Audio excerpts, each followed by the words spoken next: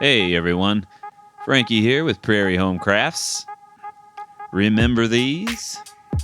Well, in the very first video I ever made for my channel, we made these simple pocket cross keychains, which were bad for vampires, but miraculous for everyone else, especially those church-going ladies.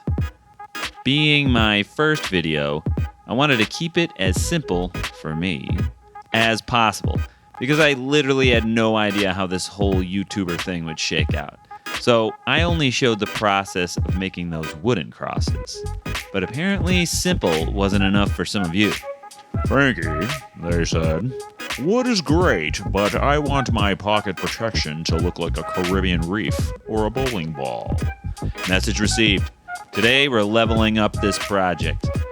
We're mixing nature with plastic. It's that wood and epoxy update that a few of you asked for, but everyone's gonna want. So in this video, I am going to show you how to set up the project to achieve that randomly artistic mix of epoxy with wooden accents. For the finishing steps, you can just head over to my original Handmade Pocket Cross Keychain Beginner Friendly video, the very first one I ever made.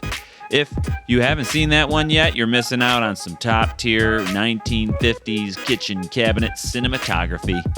But feel free to ignore my advice and just, wing it. I mean, I have the authority of a man wearing shop goggles in a cold basement, which might not be much authority nowadays, but in the 50s, that was like way more legit than any ID flash you could ever give. So, if you want to know how the sausage gets made, hit those like and subscribe buttons and follow me into the kitchen or basement.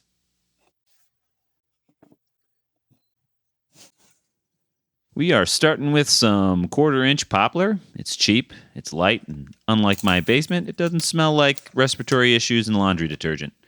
It's basically the vanilla flavor of wood, cheap, somewhat reliable, and doesn't give any attitude. So I'm going to give this board a 12-inch haircut and then take this 1-foot strip to the bandsaw where I'll be cutting a wave pattern right down the middle. Why a wave? Because straight lines are just for people who have it all together. If your wave ends up looking like a jagged mountain range, don't worry. The epoxy doesn't judge. It will just fill the void. A lot like my woodworking wit.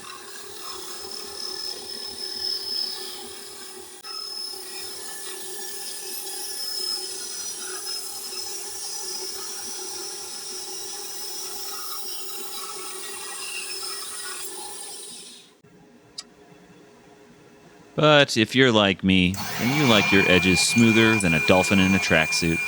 So I'm going to take this for a ride on the spindle sander to smooth out those rough edges that were left behind by that bandsaw blade.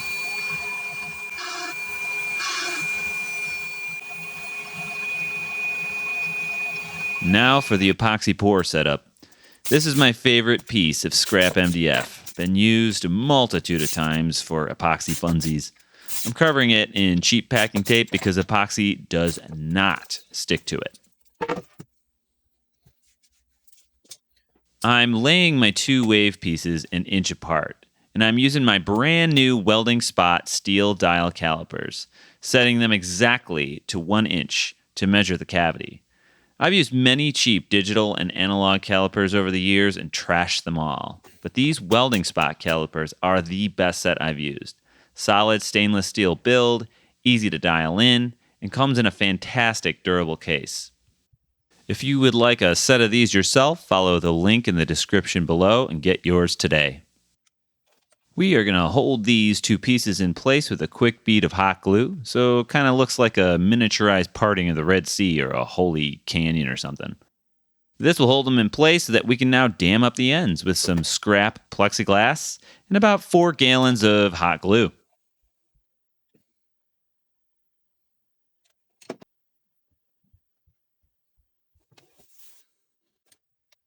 You also want to seal those outside edges like you're preparing for the flood, and there is no arc to save you. Trust me, you do not want an epoxy leak. An epoxy leak isn't just a mess. It's like a geological event in which your shop floor develops a permanent glacier of regret. I also run a spillover bead across the tops of the boards. This is like epoxy insurance. It won't cover your medical bills, but it might save your workbench, shop floor, and hey, there's no copay. It's time for epoxy, math, and science. First, math. How much epoxy should we make? Well, the first step is to calculate the volume of the cavity in cubic inches, which is around 3 cubic inches here. Secondly, we need to convert this to milliliters in order to get an accurate measure by volume on that digital scale. This comes out to around 50 milliliters, but I always add 10 to 20% over to be sure I have enough to fill the cavity, because epoxy kind of just goes everywhere it wants to go. So in this case, measuring this 1-to-1, I think I end up with something around 60 to 64 milliliters, which is great. We will see how it all turns out, though. Time for the science. I recommend measuring 2-part resin on the digital scale because unlike paying your taxes in parallel parking, here accuracy matters. This epoxy resin is a shallow depth epoxy that maxes out at about 1-inch depth pores and mixes at a 1-to-1 ratio between parts A and B. And it takes it about 24 hours for it to cure. That is, if you measure and mix it correctly. If not, then from here it will be like working with a half-melted gummy bear, but way less tasty. I also recommend grabbing some of these silicone beakers, which you see, if you plan on using epoxy as much as I do. Because once the excess epoxy dries, you can just peel it right out, wash it, dry it, and then reuse that same little beaker. This particular set was pretty cheap and came with a few different sized vessels and even some silicone popsicle sticks for stirring that I've lost somewhere in my shop here. I'll add the links in the description below for all this stuff if you'd like to look into purchasing them. So, as you can see for the color, I'm using this silk blue mica powder, which I always mix a little in at a time to taste because like hair gel in the 90s, a little goes a long way, and sometimes I feel like I'm still washing that hair gel out of my head. I'm just kidding. I never, ever used hair gel. I mean, I barely ever used a comb. And once you've got your epoxy prepared correctly, you pour it in. Then you watch for those leaks. If you see a leak, pray. If that doesn't work, more hot glue. And if that doesn't work, just run. Honestly, though, if any of you have any great tricks for stopping epoxy leaks, please let me know in the comments.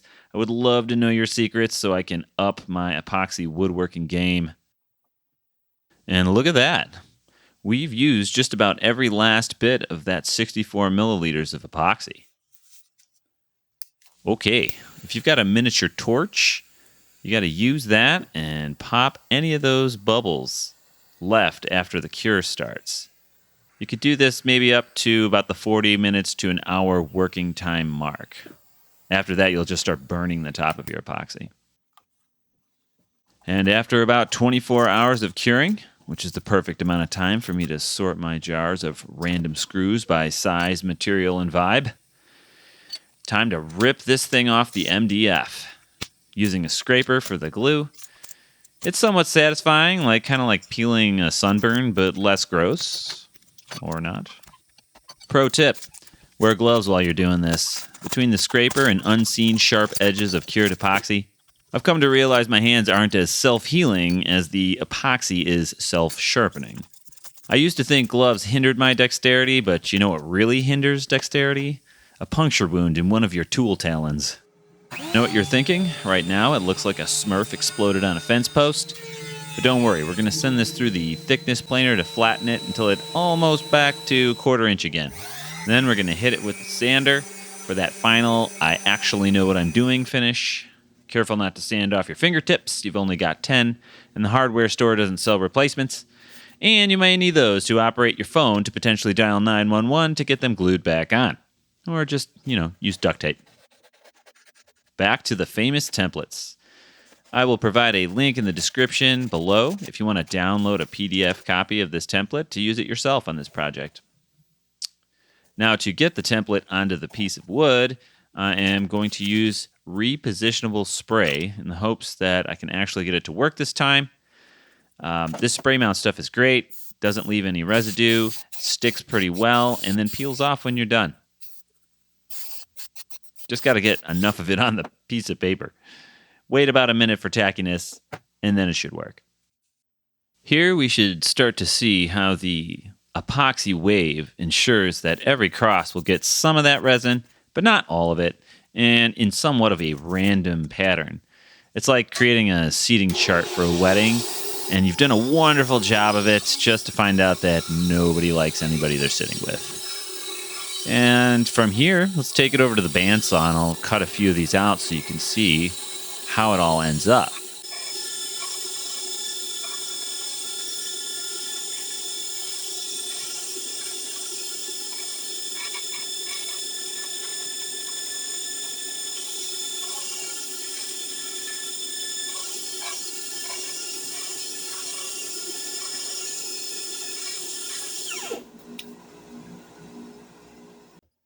And there you go. These look so good, they might actually get me a second hug from that lady who was banging on my door in the first video. For the drilling, hardware, and finish process, refer back to the original Handmade pocket cross keychain beginner-friendly video. It's the same process, but just shinier. Hey, if you enjoyed this update, smash that like button. If you didn't, go catch a cat video. But if you want to see what else I build in this cold, unforgiving basement, hit subscribe. I'm Frankie, and this is Prairie Homecrafts. And remember, if you can't be good, at least be facetious. Catch you on the next one, friends.